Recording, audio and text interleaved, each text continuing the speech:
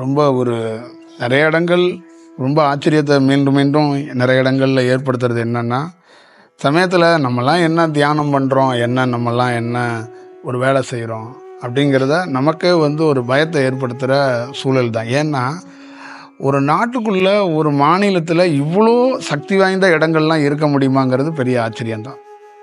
அந்த மாதிரி பல இடங்களில் இந்த இடமும் ஒரு மிக நுட்பமான இடம்தான். இதில் என்ன ஒரே ஒரு பிரச்சனை இருக்குது அப்படின்னா, இந்தியாவில் துரதிர்ஷ்டம் என்னன்னா, தமிழ்நாட்டிலையும் என்னன்னா, எப்படி ஒரு கணவன் மனைவியாக ஒத்த ஆன்மா இல்லாமல் மிஸ்மேட்சில் கணவன் தவம் பண்ணால் மனைவி தவம் பண்ண மாட்டான், மனைவி தவம் பண்ணால் கணவன் பண்ண மாட்டான், ரெண்டு பேரும் பண்ணால் ஹெல்த் இஷ்யூவில் பஞ்சாயத்தில் இருக்கிறாங்க.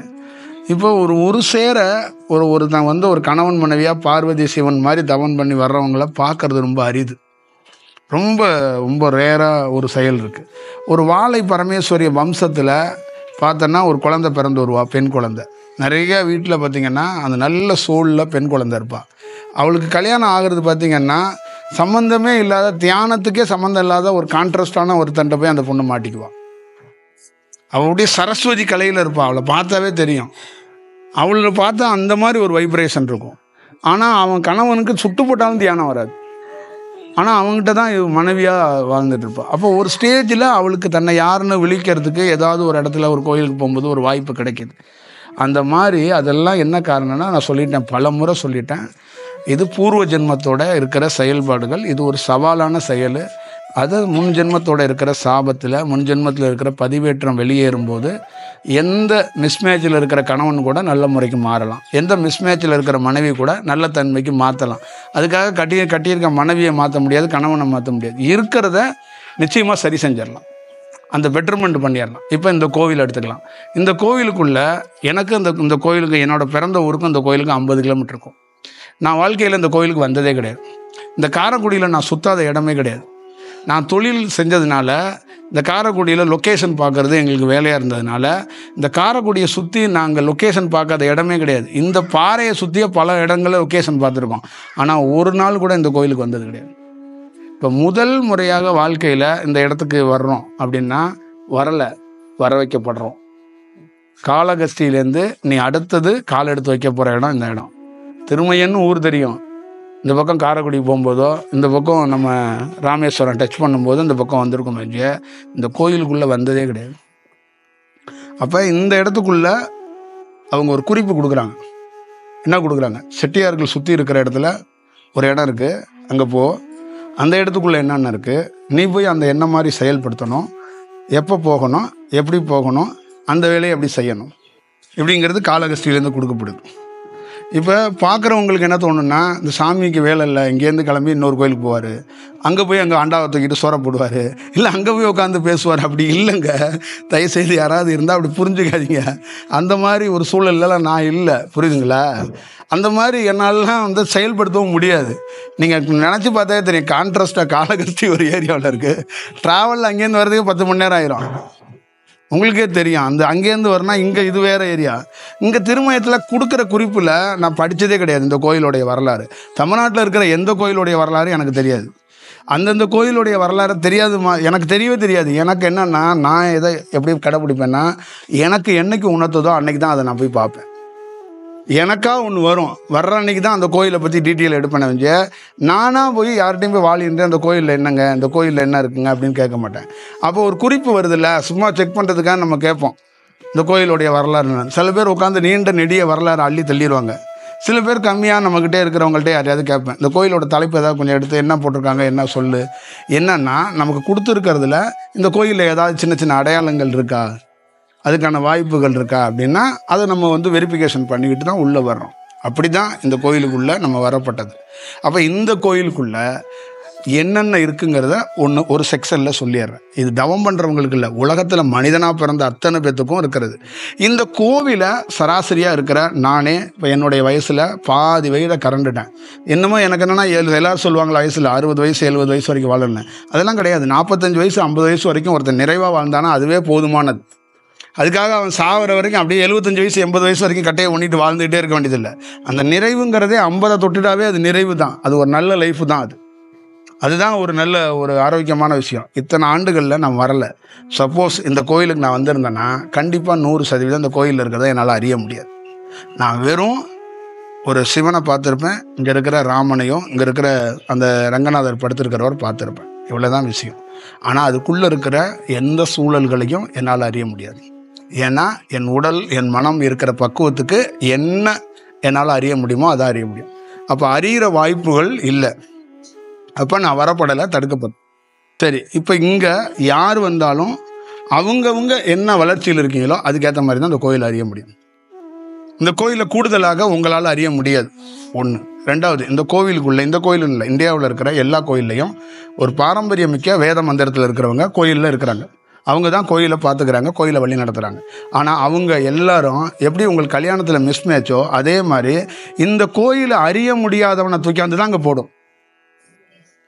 புரியுதுங்களா? கைலை மலைக்கு கீழே உட்காந்துருக்கவனை தூக்கி அது இங்கே போட்டுரும். புரியுதுங்களா? இங்கே இருக்கிறவனை தூக்கி கைலை மலைக்கு கீழே போட்டுரும். அங்கே அவன் கழுகு மேய்ச்சிக்கிட்டு இருப்பான். அறியவே முடியாது.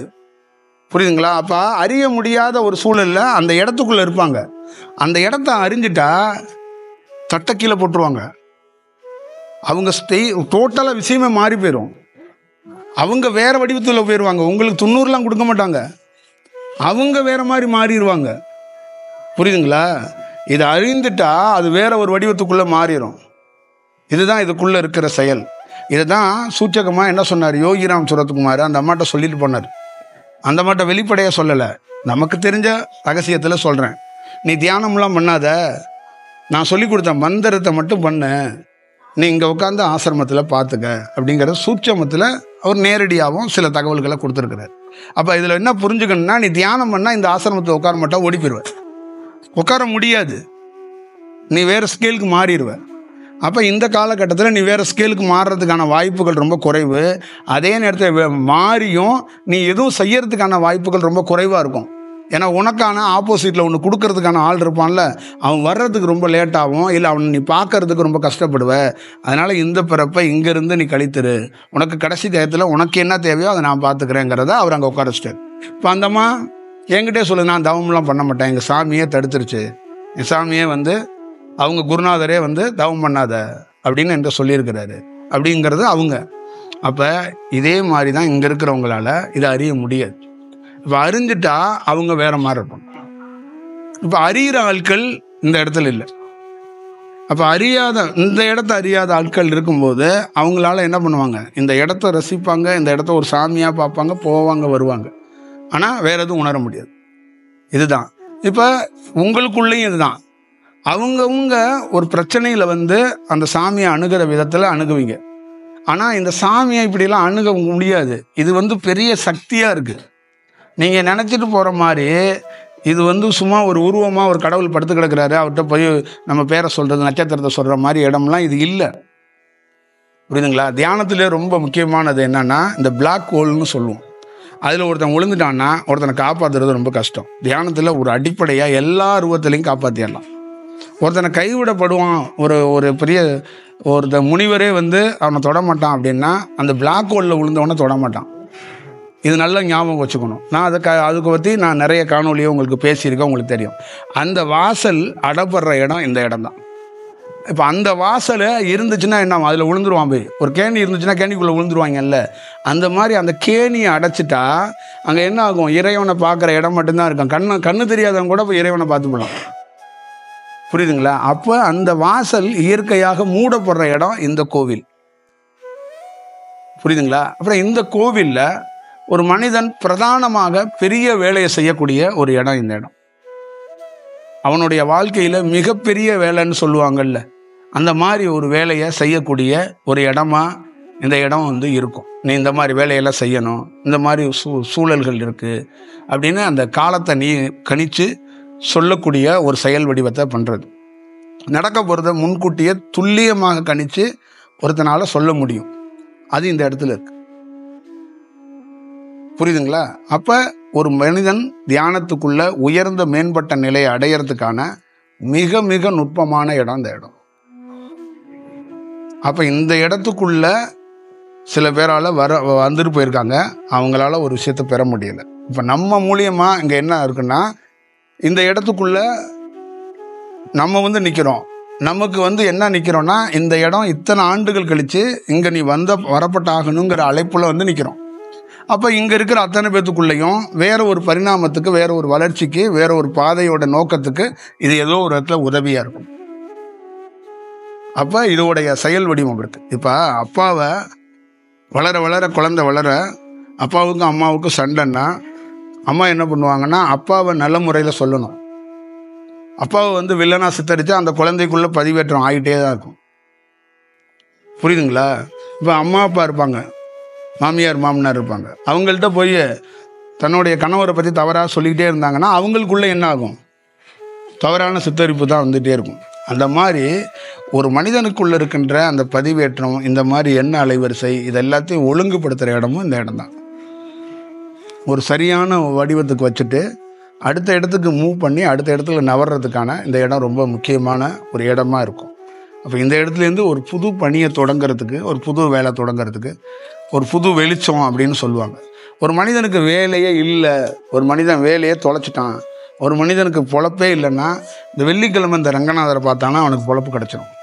நார்மலாக ஒன்றுமே இல்லை, தியானம்லாம் பண்ண வேண்டாம், வந்து ஒரு 2-3 வெள்ளிக்கிழமை இந்த பெருமாளை பார்த்தான்னு வச்சிங்களேன், அவனுக்கு வேலை கிடச்சிடும்.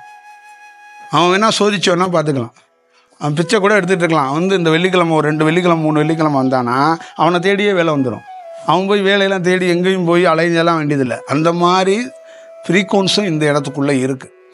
நம்ம சில விஷயத்தை என்னன்னா, நம்ம ஒரு பக்தி வடிவத்தில் நிறைய காட்டி கொடுக்கறதில்ல. காட்டி கொடுத்தா நம்ம ஆளுங்க அங்கேயே நின்றுக்கிறாங்க, அதுக்குள்ளே போயிடுறாங்க. அதனால அவங்க கொஞ்சம் இன்னும் தெளிஞ்சு ஒரு வேலையை பண்ணிக்கட்டும் அப்படிங்கிறதுக்காக தான் இந்த இடத்துக்குள்ளே. இப்போ இந்த இடத்துக்குள்ளே இருந்து ஒரு தெளிவாக நமக்கு இந்த இடம் ரொம்ப முக்கியமான இடம். முக்கியமான இடம் அப்படிங்கிறதெல்லாம் வெறுமனே சொல்ல முடியாது, ரொம்ப. அப்போ இந்த இடத்த எவ்வளோ பெரிய ஒரு ஆர்ப்பாட்டம் இல்லாமல் ஒரு சக்தி வந்து எப்படி இருந்துக்கிட்டு இருக்குங்கிறத நம்ம வந்து பார்க்குறதுக்கு ஒரு பாருங்கள்.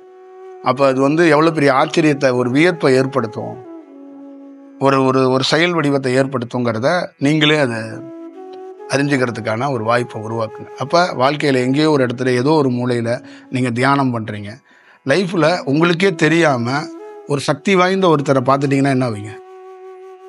இங்கே உட்காந்துருக்க அத்தனை பேரும் உங்களுக்கு தெரியாமல் ஒரு சக்தி வாய்ந்தவரை உள்ளே பார்த்துட்டு வந்துட்டீங்க. உங்களுக்கு தெரியாது, உங்களுக்கு தெரிஞ்ச உருவத்தில் என்ன மட்டும் தான் தெரியும். உங்களுக்கு தெரியாமல் ஒருத்தரை பார்த்துட்டீங்க. புரியுதுங்களா? நீங்கள் எல்லாருமே தியானத்தில் இருக்கிறனால ஒரு முக்கியமான ஒரு இன்சிடெண்ட்டாக யாருன்னே தெரியாத ஒரு முக்கியமான நபரை வந்து மீட் பண்ணிட்டீங்க. என்னைக்காவது ஒரு நாள் நீங்கள் தியானத்தில் உணரும் போது அந்த முக்கியமான நபர் யாருன்னு உங்களுக்கு தெரிஞ்சிடும்.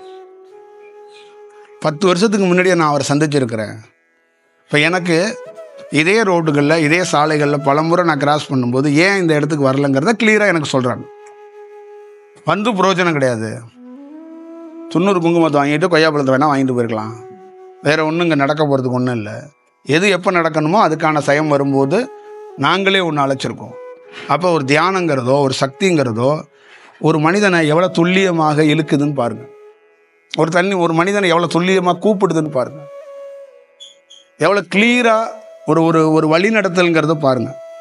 எனக்கும் அதுக்கு என்ன, நான் ஒரு செல்ஃபோன் வச்சுட்டு அது ஒரு செல்ஃபோன் வச்சுட்டேன், திருமயத்தில் படுத்துருக்கீங்க, நான் காலகஸ்திலேருந்து இருக்கேன் வந்துடுறேன் அப்படின்னு நான் சொல்கிறேன்.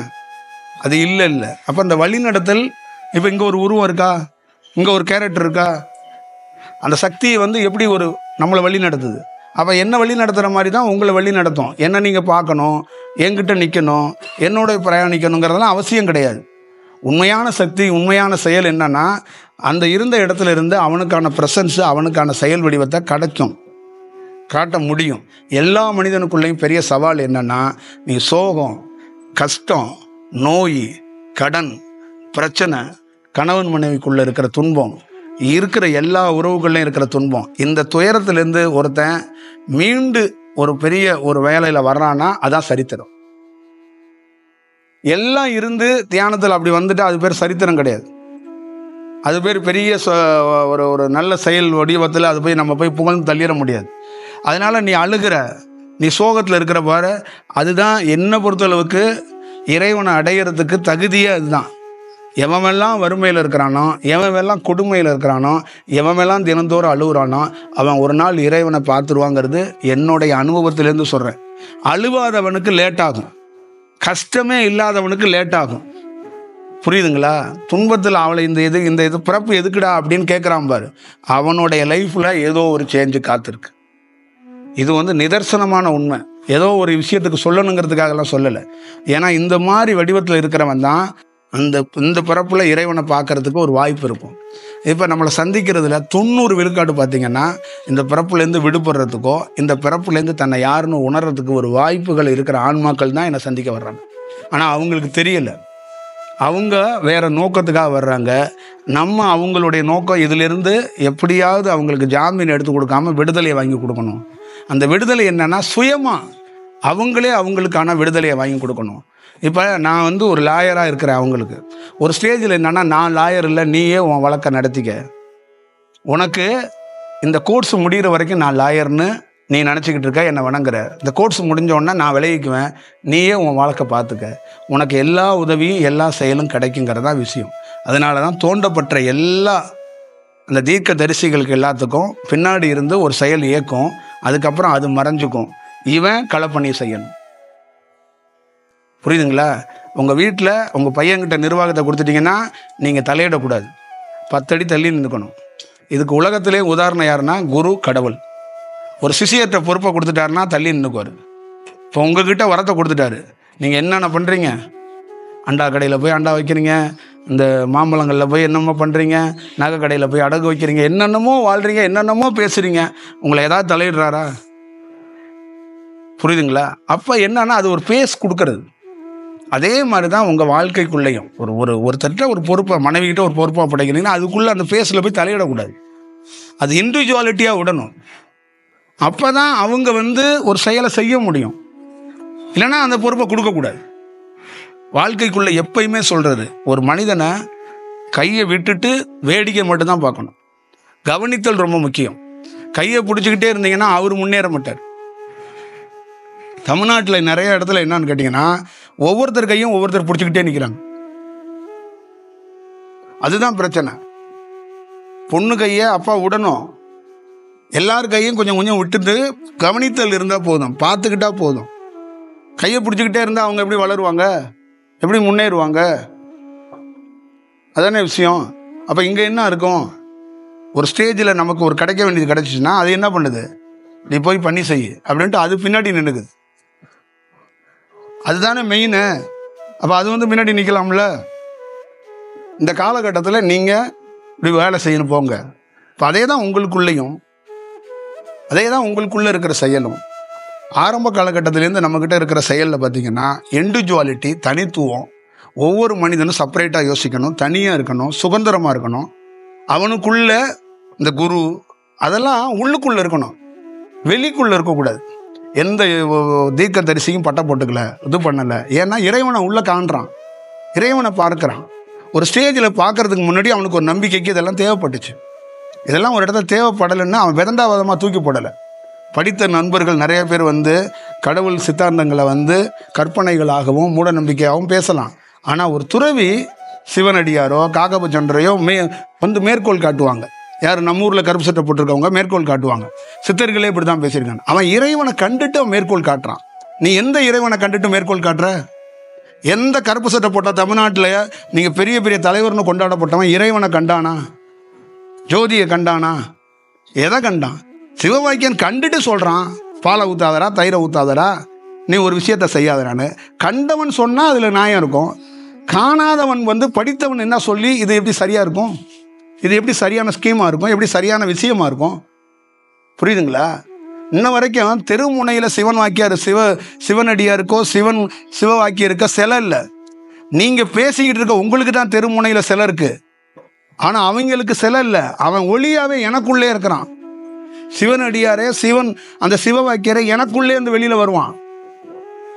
இங்கே பேசப்பட்டு போன எந்த தலைவரும் கடவுளுக்கு எதிராக சித்தாந்தத்தை பேசப்பட்டவன் எல்லாரும் வெளியில் தான் சிலையாக நின்றுக்கிட்டு இருக்கான். ஏன்னா அவன் காண வேண்டியதை காணலை. புரியுதுங்களா? பல ஊர்களுக்கு போனான், பல புரட்சிகளை பண்ணான், பல வேலைகளை பண்ணான், மக்களை எதிர்த்து மக்களுக்கான ஒரு விஷயம்னு போராடினான். ஆனால் அவன் அவனுக்கான விஷயம் என்னன்னு தெரியல. புரியுதுங்களா? இதுதான் உண்மையான குறிக்கோள். இந்த தேசத்தில் எத்தனையோ தலைவர்கள் இருக்கிறாங்க, எத்தனையோ பேர் இருக்கிறாங்க. எல்லா யோகியும் என்ன சொன்னா, எல்லா வேலையும் செஞ்சா நீ ஒன்ன உணர்ந்தியா? உனக்கான விஷயம் என்ன? நான் இந்த நாட்டுக்காக போறேன்னா நீ என்ன அப்படின்னு ஒன்று இருக்குல்ல. வெறும் தத்துவவாதி கிடையாது, வெறும் அறிஞர் கிடையாது. விவேகானந்தர் தன்னை உணர்ந்தவன். ராமகிருஷ்ணர் வெறும் அறிஞர், காளி பக்தியன், துண்ணூறு கொடுக்குற பார்ட்டி கிடையாது, தன்னை உணர்ந்தவன். யோகானந்தர் வெறும் போய் உட்காந்துட்டு கிரியா யோகத்தை கற்றுக்குங்கன்னு சொன்னவன் கிடையாது, தன்னை உணர்ந்தவன். வடலூரில் இருக்கிறவர் என்ன சொல்றாரு? உண்மையான இருக்கிறது என்னப்பா, வெட்ட வெளியில் என்னப்பா இருக்கு?